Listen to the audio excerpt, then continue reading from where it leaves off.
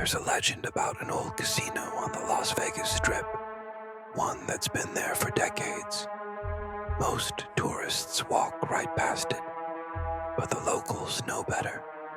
The casino is said to be cursed by the spirit of a gambler who lost everything, including his soul.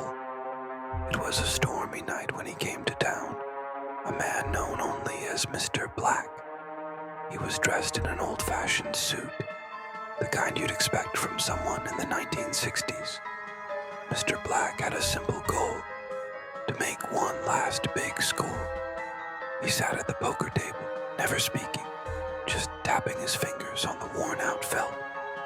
The dealers were uneasy around him. Some say it was the dead look in his eyes, while others swear his hands were ice cold, like touching a corpse.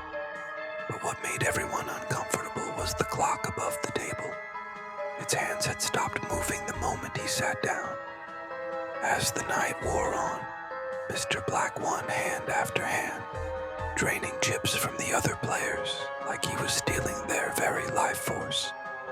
Each player eventually left, pale and shaken, but Mr. Black remained alone with the dealer. At midnight, he made his final bet. The dealer dealt the cards, and Mr. Black smiled for the first time all night.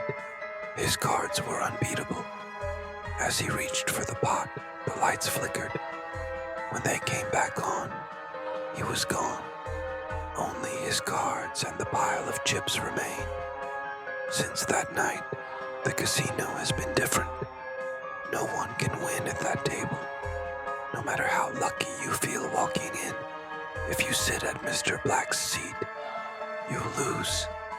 And some say you'll feel his cold breath on the back of your neck as you place your final bet. And when the clock above the table stops, it's already too late. They say if you listen closely on stormy nights, you can still hear Mr. Black tapping his fingers, waiting for someone foolish enough to sit at his table. Do you dare?